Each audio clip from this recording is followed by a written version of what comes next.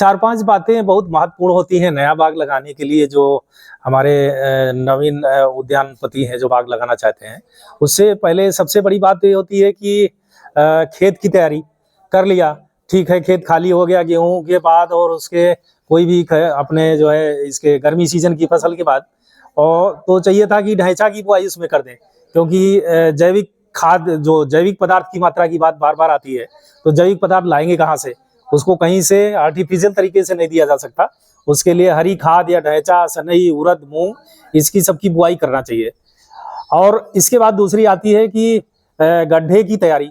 तो गड्ढा आमतौर पे 1.5 से 2 फीट, अगर खेत में उपजाऊ फसल हो रही थी तो बहुत ज्यादा गहरा गड्ढा खोदने की आवश्यकता नहीं, 1.5-2 फीट ही खोद देंगे तो पर्याप्त रहेगा। खोदने के बाद उसमें एक चीज जो ध्यान देने की है कि ऊपर वाली मिट्टी को अलग रखें और नीचे वाली मिट्टी को अलग उठा के रखें, नंबर 1।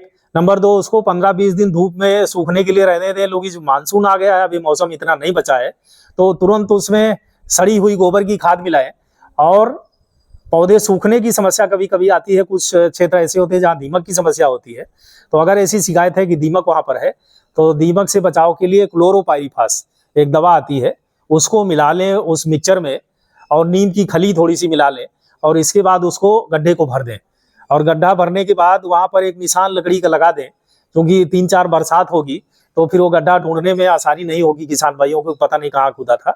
तो उसमें एक लकड़ी जब लगी रहेगी कि हाँ भाई यही गड्ढा है, यही खाद और मिट्टी की मिला के हमने भरी है, थोड़ा सा बैठ जाएगा, जब पानी बरसेगा तो वहाँ गड्ढा आम का पौधा लाएंगे, लगाने में गड्ढा पहचान करने में आसानी होगी। तो ये दूसरी सावधानी हो गई। मिट्टी को पलट के भरना है, नीचे वाली मिट्टी बाद में भरनी है, और जो ऊपर वाली मिट्टी पहले निकाली थी उसको नीचे कर देना है, पलट देना है, नंबर 1। नंबर 2, दूसरा बात आती है कि हम प्रजाति का चयन, ये बड़ा महत्वपूर्ण है कि हम कौन सा पेड़ लगाएं, कौन सी प्रजाति आम की लगाएं जो ज्यादा से ज्यादा फायदा हो। तो इसमें देखा जा रहा है कि जो परंपरागत प्रजातियां हमारी हैं, दशहरी, लंगड़ा, चौसा, लखनऊ सफेदा और कपूरी, गौरजीत, ये इसमें एक प्रॉब्लम है कि ये 1 साल फलती हैं और 1 साल कम फलती हैं या एकदम नहीं फलती हैं। तो इससे हट करके जो नवीन प्रजातियां विकसित हुई हैं, आम्रपाली, मल्लिका और आपकी पूसा की तमाम सारी प्रजातियां, लालिमा, प्रतिभा, मनोहारी, श्रेष्ठा, अंबिका और अरुणिका, लखनऊ से डेवलप की गई प्रजातियां, ये इनमें क्या खास बात है कि हर साल फलत देती है, रेगुलर बेयरिंग है। तो ऐसी रेगुलर बेयरिंग वाली फलत प्रजाति का चयन करें, नंबर 1। नंबर 2, एरिया वाइज कभी कभी होता है, जैसे पूर्वी उत्तर प्रदेश में अगर कोई बाग लगाना चाहता है तो किसान भाइयों को चाहिए कि गौरजीत, अभी भी उसकी बहुत अच्छी डिमांड है, गौरजीत है, बॉम्बे ग्रीन है, जो अगेती फसल आती है और अगेती आने के कारण अच्छा पैसा मिल जाता है।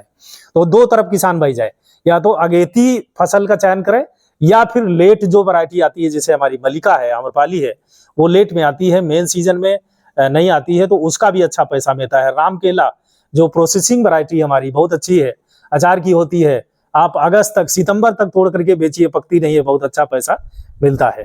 तो इस तरह से प्रजाति का चयन आप अपनी स्थानीय बाजार मांग और अपनी क्षमता को देखते हुए कि हम कहाँ तक भेज सकते हैं, आगे आने वाला जमाना एक्सपोर्ट का है, आमदनी दुगना करनी है, तो हमको नई प्रजातियां भी लगानी है और सघन बागवानी की तरफ ध्यान देना है। अब हमको 40 फीट पे और 30 फीट पे पौधा लगाने की आवश्यकता नहीं है।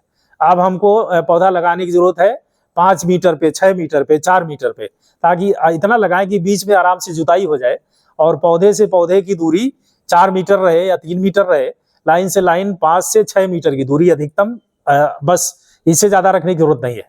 ये हमने जो ट्रायल बजरिया में लगा रखे हैं इजराइल सरकार के सहयोग से, वहां के वैज्ञानिक आगे बताते हैं और बहुत सफल हैं। ये आर्थिक रूप से 4 गुना ज्यादा हमारे यहाँ पैदावार दे रहे हैं और उससे उसी के बराबर करीब करीब पौधे की भी इसमें संख्या हो जाती है। इसलिए देखा जाए तो कुल मिलाकर के ये सघन बागवानी ज्यादा फायदेमंद है। सघन बागवानी के साथ साथ जो इसमें दूसरी तकनीकी है, टपक सिंचाई, जो संरक्षित खेती के जितनी भी पहलू है, टपक सिंचाई करना, मल्चिंग लगाना, ये सारी तकनीकी को भी किसान भाई साथ में अपनाए तो कम पानी लगेगा, कम खर्चा लगेगा। खरपतवार लगाने के लिए अगर मल्चिंग का प्रयोग करेंगे तो खरपतवार निकालने के लिए लेबर कम खर्चा लगेगा। आमदनी दुगुना तब होगी जब किसान भाई लागत अपनी कम करेंगे। लागत कम करने के लिए यही है कि तकनीकी आप इस्तेमाल करिए, फ्लड इरिगेशन के बजाय टपक सिंचाई पे आइए और ड्रिप फर्टिगेशन पे आइए। जो फर्टिलाइजर इधर उधर फेंक देते हैं, ज्यादा खराब हो जाता है, लीच कर जाता है, उड़ जाता है, उसके बजाय आप पौधे के पास जड़ क्षेत्र में इस्तेमाल करिए।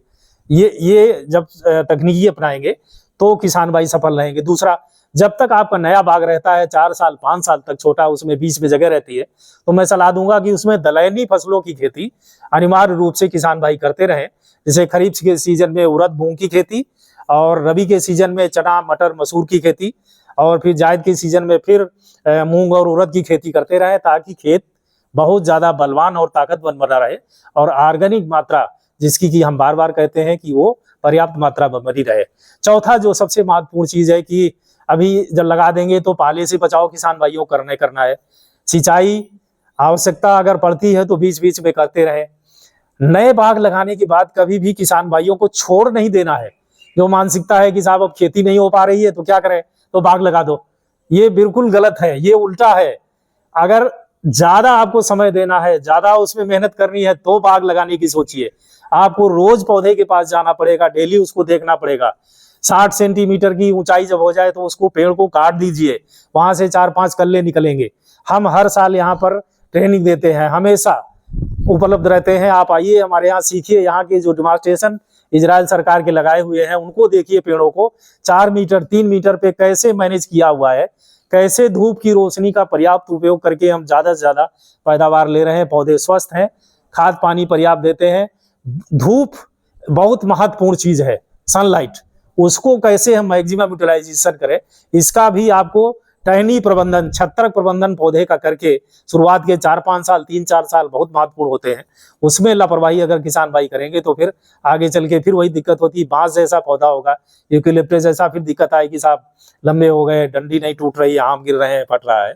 इस सब समस्या से भी बचाव करना है किसान भाइयों को। सर, एक अंतिम सवाल और है कि जैसे किसान भाई पौधशाला से पौधा ले जाते हैं तो कुछ सावधानियों की जरूरत पड़ती है जो आपके विभाग द्वारा बागवानों को बताया जाता है। हाँ, इसको दूसरी भाषा में कहें तो एक कहते हैं तड़पाना। तड़पाना इसलिए कि जिस टेम्परेचर पे, जिस इन्वायरमेंट में, जिस मिट्टी में, जिस खाद में, जिस पानी में हमने पौधे को रखा है, वो किसान भाई यहाँ से दूसरे जिले में ले जाएंगे, बस्ती, अम्बेडकर नगर, बलिया, गाजीपुर, अलीगढ़, मथुरा, मैनपुरी या कहीं भी उत्तर प्रदेश के किसी भी भाग में, बिहार में, उत्तर इंडिया के किसी भाग में, वहाँ की माइक्रो क्लाइमेट हमारे बस्ती सेंटर की माइक्रो क्लाइमेट से अलग होगी, ये जानी मानी हुई बात है। तो ऐसी स्थिति में एकदम पौधा सजीव चीज है, उसको भी वहां की अलग क्लाइमेट में एडजस्ट होने के लिए थोड़ा सा समय चाहिए। इसके लिए हम किसान भाइयों को सलाह देते हैं, आप पौधे जब यहाँ से ले जाइए तो सुरक्षित दशा में, एक तो कम हिले डुले, वो एक के ऊपर एक पौधा ना ला दिए, सिंगल पौधा रखिए ताकि वो डैमेज ना हो, नंबर 2। नंबर तीसरा, जैसे ही पौधे ले जाइए आप छाया में कहीं रख दीजिए, रख करके थैली में जो मिट्टी है उस पर पानी डाल दीजिए पर्याप्त मात्रा में। तो जो दरकन मिट्टी में आई है, पिंडी में जो सांस पहुंची है जड़ों में, जिससे पौधे मरने की संभावना रहती है, वो बंद हो जाएगी फिर से। और पौधे आपकी नवीन जलवायु जो है, आपका जो जिला है, जो क्षेत्र है, जो बदलाव हुआ है, उसके अनुरूप ढल जाएंगे 2-3 दिन में, 1 सप्ताह में, 10 दिन में। कुछ नहीं होता है। हमारे पौधे ले जाइए आप 2 महीने, 4 महीने, 6 महीने, साल भर रख लीजिए, इतनी मजबूत थैली में देते हैं, और फिर लगाइए, तब भी कुछ नहीं होगा। तो अनुकूलन उस पौधे का हो जाएगा, या तड़प जाएंगे पौधे आपकी नवीन जलवायु के लिए। इसके बाद उसको लगाइए तो वहां ज्यादा सुरक्षित रहेंगे और जीवितता प्रतिशत उनकी ज्यादा रहेगी। सर, एक सवाल और है, वो जो महत्वपूर्ण है कि जैसे आपने बताया काट छांट, तो काट छांट के बाद जो काटा गया हिस्सा है उस पर किस तरह के रसायनों की जरूरत पड़ती है, या नवीन जो पौधे हैं उसमें किस तरह के कौन सा समय ऐसा होता है जब फंजीसाइड या पेस्टिसाइड की जरूरत पड़ती है, जिससे जो कीट है उनसे पौधों को जो नुकसान होता है बचाया जा सकता है? हाँ, ज्यादातर कीड़े का अटैक जो है, बीमारी जो बरसात खत्म होती है उसके बाद आना शुरू होता है। बीमारियां भी तमाम सारी फफूंदीजनक बीमारियां उसी के बाद आती हैं। तो एक एहतियातन छिड़काव कीटनाशक का कर देना चाहिए।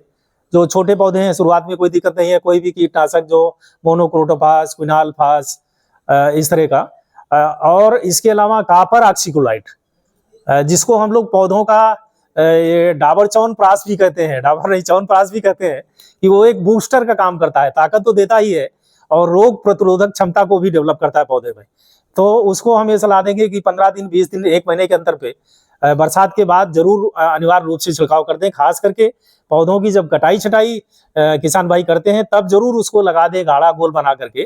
कॉपर ऑक्सीक्लोराइड का ब्लाइटाक्स के नाम से मिलता है बाजार में, और अगर वो नहीं मिलता है तो गाय का ताजा गोबर, वो भी एंटीबैक्टीरियल एंटी फंगल उसमें गुण होते हैं, उसको भी लगा करके किसान भाई कटे हुए भाग को बीमारियों से और रोगों से ग्रसित होने से बचा सकते हैं।